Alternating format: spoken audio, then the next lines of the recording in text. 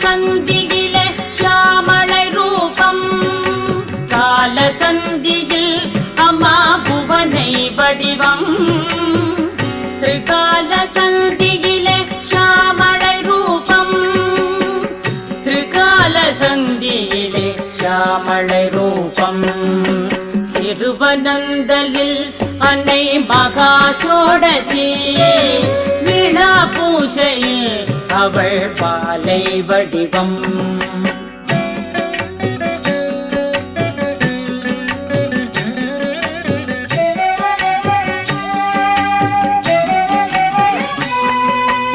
உச்சிகால பூசையிலே மாதங்கி தோற்றம் எல்லா உயிர்களுக்கும் உணவு